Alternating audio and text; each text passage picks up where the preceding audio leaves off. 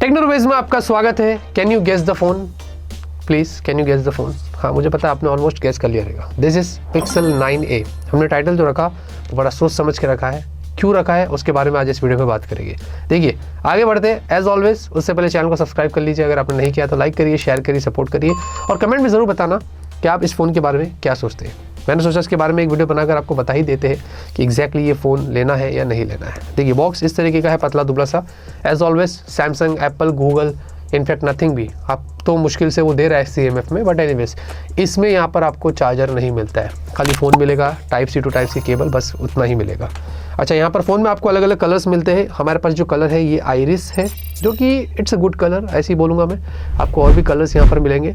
Polycarbonate back है, aluminium frames के साथ आपको मिलता है। 185 ग्राम्स का है, वेट बहुत अच्छा है, काफ़ी लाइट वेट है, लेकिन 8.9 mm की थिकनेस। क्या कर रहा है भाई गूगल? 8.9 mm की थिकनेस, यानी कि इसमें कोई इतनी हाई कैपेसिटी 7 या 8000 mAh की बैटरी नहीं है। आजकल तो 7 और 6, 6.5, 7000 mAh बैटरी वाले फ़ोन्स में भी हमें 7.8 और 8.2 mm की थिकनेस मिलती है।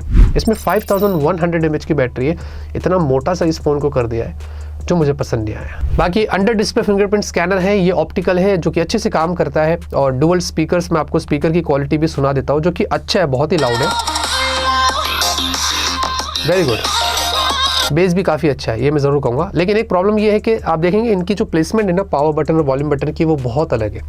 वॉल्यूम बटन नीचे दिया है, पावर बटन ऊपर दिया है। ये पिक्सल के फ़ोन्स में रहता है, तो कन्फ्यूजन होता है। जो नए यूज़र है उनके लिए कन्फ्यूजन रहेगा कि भाई बार बार आप फिर नीचे पावर बटन दबाने की कोशिश करेंगे, वो वॉल्यूम बटन दब जाता है। तो ये इनका जो अलाइनमेंट है ये थोड़ा कन्फ्यूजिंग रहता है। उसी के साथ आपको डुअल माइक भी यहाँ पर मिल जाता है। सिंगल सिम स्लॉट यहाँ पर मिलता है, यानी कि सिंगल सिम फिजिकल है और आपको ई सिम भी यहाँ पर दिया है। मिलाकर डुअल सिम का आप इस्तेमाल कर सकेंगे। और अच्छी बात है कि जो टाइप सी पोर्ट है ये आपको USB 3.2 वाला पोर्ट मिलता है, तो ये काम यहाँ पर अच्छा किया गया है। और IP68 की आपको रेटिंग्स मिल जाती है। डिस्प्ले की बात करेंगे, क्वाइट कॉम्पैक्ट डिस्प्ले है, 6.3 इंच की फुल HD प्लस की एक एमोलेड डिस्प्ले है। और यहाँ पर आपको बहुत ही भद्दे से बेजल्स देखने को मिलते हैं। मतलब क्या कर रहा है पिक्सल भाई, क्या हो गया Google? Look at the bezels. आपको गौर से वो बेजल्स रिटर्न देखेगा और आपके रूह में झांक लेगा। मतलब सीरियसली, सैमसंग की जो A सीरीज़ थी, याद है? A53, A54, A55, वैसे टाइप के ये उसका भी बाप है। सीरियसली, इतने ज़बरदस्त बेजल्स यहाँ पर आपको मिल रहे हैं। इसको बेटर किया जा सकता था। और पंचोल भी कोई छोटा नहीं है, पंचोल भी अच्छा खासा बड़ा है। तो I mean this is not fair. मुझे इसके बेजल्स बिल्कुल पसंद नहीं आए प्राइस के हिसाब से। ये तो मतलब 7-8 हज़ार के फ़ोन में भी ऐसे बेजल्स मैंने नहीं देखा। एनीवेज 120 हर्ट्ज़ की आपको हायर रिफ्रेश रेट मिलती है, तो स्मूथनेस ऑब्वियसली पिक्सल के फ़ोन्स में आपको काफ़ी अच्छी देखने को मिलेगी। इसमें जो टिपिकल ब्राइटनेस है, जिसको ब्रांड ने HDR ब्राइटनेस बोला है, वो 1800 निट्स की है। और जो पीक ब्राइटनेस है वो 2700 निट्स की है। और डिस्प्ले एक्चुअली में बहुत ब्राइट है। आउटडोर विजिबिलिटी, इंडोर विजिबिलिटी में आपको देखो ऐसे दिखा रहा हूँ। लुक एट द डिस्प्ले, क्या ब्राइट डिस्प्ले यहाँ पर दिया है। बहुत ही अच्छा सा आपको यहाँ पर एक्सपीरियंस होगा, अगर आपको आउटडोर में भी इसका इस्तेमाल क्यों ना करना हो। अच्छा, HDR 10+ का आपको सपोर्ट दिया गया है और गोरिल्ला ग्लास 3 की आपको डिस्प्ले पे प्रोटेक्शन भी मिल जाती है।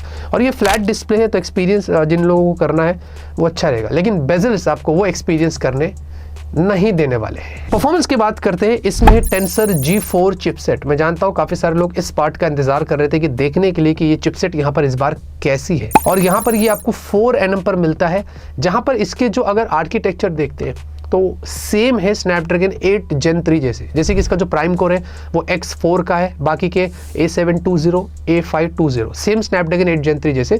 बट फर्क ये है कि ये 3.1 गीगाहर्ट्ज़ पर है और स्नैपड्रैगन 8 Gen 3 जो है वो 3.3 गीगाहर्ट्ज़ पर है। तो क्लॉक स्पीड का यहाँ पर फर्क है। और बाकी की भी उसके जो कोर्स है ना स्नैपड्रैगन 8 Gen 3 के, वो ज़्यादा है। इसीलिए स्नैपड्रैगन 8 Gen 3 का जो एंटूटू स्कोर्स आते हैं वो 1.5 से 2 मिलियन के आसपास आते हैं। सरप्राइजिंगली इसका जो एंटूटू स्कोर था वो 1 मिलियन के आसपास था, मतलब 1 मिलियन से भी थोड़ा कम था। ये डिपेंड करता है user to user, device to device. लेकिन हमें कुछ इस तरीके का एंटूटू स्कोर यहाँ पर जो वो देखने को मिला। और इसमें जो GPU है वो माली का G715 7 कोर वाला आपको GPU देखने को मिलता है। और साथ में एंटूटू के वक्त हमने सोचा थोड़ा सा हीट करके देखते हैं कि देखने के लिए कि टेंसर G4 इस बार क्या कर रही है।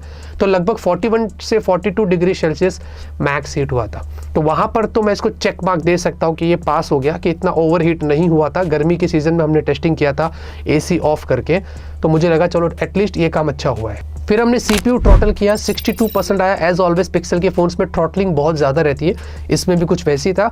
और यहाँ पर भी मैक्स 42 डिग्री सेल्सियस हीट हुआ था, तो ये भी मुझे अच्छा लगा कि चलो एटलीस्ट यहाँ पर भी इसने कंट्रोल किया है। फिर हमने सोचा थोड़ा और स्ट्रेस डालते, हमने 3D मार्क का वाइल्ड लाइफ एक्सट्रीम टेस्ट यहाँ पर किया। और यहाँ पर अगर आप देखोगे स्टेबिलिटी स्कोर अच्छा था 76%, लेकिन मैक्स जो था ना ये 48 डिग्री सेल्सियस 48.5 तक पहुँच गया था।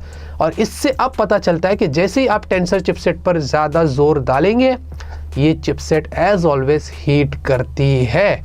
इस बार तो सर्टन एक्जिनोस के चिपसेट्स भी इतना ज़्यादा हीट नहीं कर रहे, उन्होंने कंट्रोल किया है सैमसंग ने। लेकिन यहाँ पर टेंसर G4 अभी भी अगर ज़्यादा स्ट्रेस डालते हैं तो बहुत ज़्यादा हीट हो जाता है।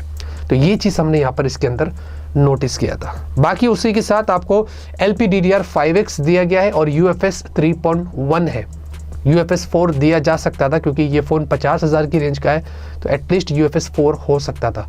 बट स्टिल यहाँ पर UFS स्कोर अगर आप देखोगे तो ठीक साइड पर है, 80,000 के आसपास आपको मिल जाते हैं। लेकिन हमने सोचा थोड़ा ऑन पेपर्स के अलावा फिजिकल टेस्ट भी करते हैं। मल्टीटास्किंग एक्सपीरियंस अच्छा है, ऐप ओपन क्लोज ये सब कुछ अच्छे से कर लेता है। और 10 मिनट बाद भी जब हमने आके चेक किया तो सारे ऐप्स मेमोरी में रहते हैं, तो उस मामले में रैम मैनेजमेंट देखा जाए तो अच्छा है। फिर हमने गेमिंग थोड़ा ट्राई किया, BGMI इसमें खेला, लगभग मैक्स 60 FPS से ज़्यादा इसमें आता नहीं है। और ब्रांड को मेरे हिसाब से फ्यूचर में 90 FPS तो एटलीस्ट देना चाहिए। और BGMI भी मैक्स जब हमने इसमें खेला आधा पौना घंटा खेल लिया था, 43 डिग्री तक पहुंच गया था। यानी कि ये फ़ोन हीट होता है अगर आप इसमें ज़्यादा गेम्स खेलेंगे। हमने कॉल ऑफ ड्यूटी भी ट्राई किया, कॉल ऑफ ड्यूटी तो ऑलमोस्ट 44 तक पहुँच गया था, 43.7, और इसमें भी 60 FPS है, 90 का सपोर्ट नहीं है। हमने जेंशिन इम्पैक्ट भी खेला, उसमें भी कॉन्स्टेंट 60 FPS रहता है, लेकिन उसमें भी क्लोज टू 44 डिग्री सेल्सियस चला गया था। यानी कि अब भी वो इश्यूज है टेंसर के G4 में। अगर आप गेम्स खेलते हैं लॉन्ग टाइम तक तो ये फ़ोन हीट होगा। और अभी गर्मी का सीज़न है तो ऑब्वियसली ज़्यादा हीट होगा। तो अभी भी यहाँ पर परफॉर्मेंस तो अच्छी मिलेगी, लेकिन थर्मल्स और बेटर किए जा सकते थे, ये मैं ज़रूर कहूँगा। सॉफ्टवेयर के लिए एज ऑलवेज आपको यहाँ पर पिक्सल एक्सपीरियंस मिलने वाला है। और अच्छी बात ये होती है पिक्सल के फ़ोन्स में कि भाई सबसे पहले अपडेट्स इन्हीं फ़ोन्स में आते हैं। और यहाँ पर 7 साल के आपको अपडेट्स मिलेंगे। एंड्रॉयड 15 पर ये आता है, आपको कोई ब्लोटवेयर, कोई एड्स, ये सब कुछ यहाँ पर देखने को नहीं मिलने वाला है। और यूज़र इंटरफेस जो है ना इसका वो अच्छा, हैप्टिक्स भी जगह जगह पर देता है। अगर आप ऐप ड्रॉअर में जाते, मल्टीटास्किंग करते, टाइप करते, मुझे इसका हैप्टिक्स बहुत अच्छा लगा है, काम किया गया है। तो ये चीज़ यहाँ पर मैं ज़रूर ऐड करूँगा। कैमरे के लिए दोस्तों 48 मेगापिक्सल का आपको रियर कैमरा है, OIS के साथ आता है। और मैक्स 4K वीडियो आप 60 FPS पे शूट कर सकते हैं। फिर आपको उन्होंने एक 13 मेगापिक्सल का अल्ट्रावाइड सेंसर दिया है, 13 मेगापिक्सल की सेल्फी, और यहाँ पर भी मैक्स 4K वीडियो 30 FPS पे आप शूट कर सकते हैं। स्लो मोशन की बात करें तो अराउंड 240 FPS पे आपको स्लो मोशन मिलता है। और इसमें साउंड होता है, आप खुद सुन लीजिए।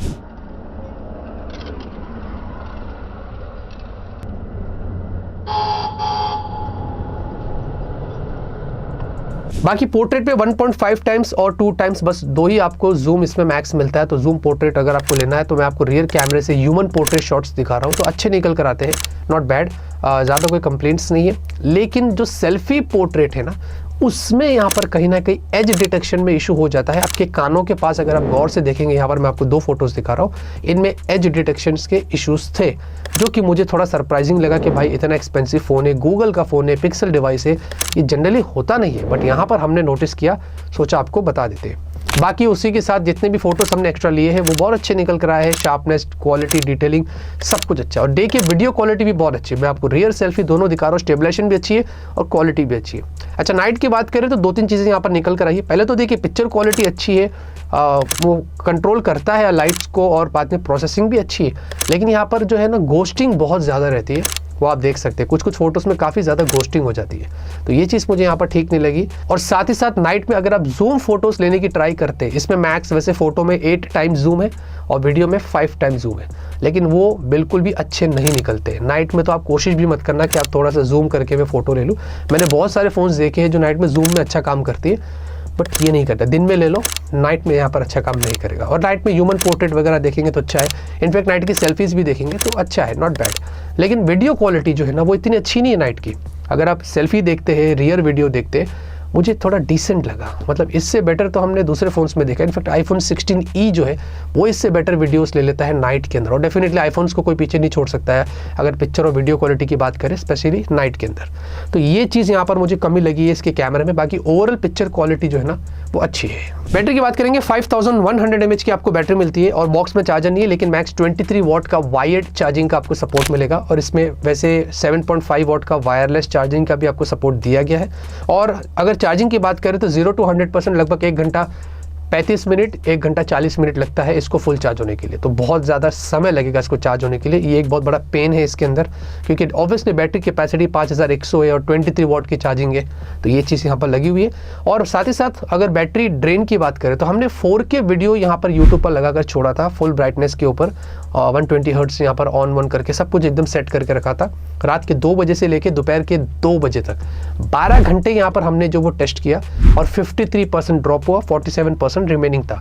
अच्छा, इससे सिर्फ जनरल आपको बता दूं, ऑन एवरेज से पता चलता है कि अगर आप मिक्स्ड यूज़ करते हैं, क्योंकि अगर आप ज़्यादा हैवी यूज़ करेंगे तो फ़ोन गर्म होगा और फ़ोन फिर आपका जल्दी बैटरी ड्रेन भी करेगा, और फिर आपको एक से अलावा 2 बार चार्ज करना पड़ेगा इस फ़ोन को दिन में। लेकिन अगर आप नॉर्मल यूज़ करते हैं, मिक्स्ड यूज़ करते हैं, तो पूरा दिन बैकअप आपको इस पर जनरली मिल जाएगा। बाकी नेटवर्क की बात करेंगे तो 5G सिम अच्छे से काम कर लेता है। हमने इसमें एयरटेल जियो दोनों लगाकर चेक किया है, कोई इश्यूज़ नहीं है, डाउनलोड्स वगैरह करा, स्पीड टेस्ट वगैरह सब कुछ बढ़िया चलता है। वाईफाई 6E आपको मिलता है, ब्लूटूथ 5.3 है, 5.4 नहीं है, क्योंकि चिपसेट जो है ना वो 5.3 का मैक्स सपोर्ट देती है, 4 नहीं देती है, तो ये कमी यहाँ पर है। बाकी NFC आपको मिलेगा, camera two API, Widevine L1, और जितने भी सेंसर्स है वो सारे सेंसर्स यहाँ पर मिल जाते हैं। जाते रहते बात करते हैं इसके प्राइस और मेरे ओपिनियन की। देखिए 8256 से ये स्टार्ट होता है और 50,000 रुपये की इसकी जो वो प्राइस है। ऑफर पर आई थिंक अराउंड 45,000 तक ये आ जाता है। मेरे हिसाब से ये जो स्मार्टफोन है 50,000 रुपये या 45,000 में वर्थ नहीं है। आपको इससे बेटर ऑप्शंस मार्केट में मिल जाएंगे। थोड़े पैसे आप और डालोगे तो iQOO 13 है, Realme GT7 Pro है, या Xiaomi 15 उस प्राइस रेंज पर आपको मिल जाएगा। थोड़े पैसे कम करोगे तो इससे बेटर आपको OnePlus 13R मिल जाएगा, और भी बहुत सारे ऑप्शंस आपको मार्केट में मिल जाते हैं जो इससे ज़्यादा वैल्यू देता है, और वो चिपसेट भी बेटर थर्मल्स लेके आती है, तो वो सारी चीज़ें देखना पड़ता है। कैमरा भी ऑलमोस्ट क्लोज ही है इसमें, तो फिर भी मैंने देखा कि काफ़ी इशूज़ है। लेकिन यहाँ पर मेरे हिसाब से इसकी जो एग्जैक्ट प्राइस है ना वो होनी चाहिए थी 35,000 या 30,000 के आसपास। यानी कि अगर सेल के दौरान फ्लिपकार्ट का बिग बिलियन डेज सेल होता है, अमेजॉन का ग्रेट इंडियन फेस्टिवल होता है, उस दिन का आप इंतज़ार करिए, उस दिन पर आपको ये फ़ोन शायद 40,000 के नीचे मिल जाएगा। फिर भी मैं उन लोगों को रेकमेंड करूंगा जो पिक्सल के फैंस हैं, मैं जनरल यूजर्स को रेकमेंड नहीं करता हूँ, क्योंकि उसके अलावा आपको वैल्यू दूसरे फ़ोन्स में मिल जाती है इसके अलावा। तो ये मैंने क्लियर कट आपको सजेशन दे दिया हूँ कि इस फ़ोन के अंदर क्या चीज़ें हैं, क्या चीज़ें नहीं है, और कब लेना चाहिए कब नहीं लेना चाहिए, और किसके लिए है किसके लिए नहीं है।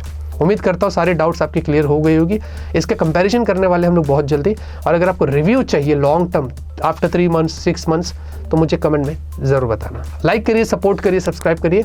तब तक के लिए ऑलवेज कीप स्माइलिंग।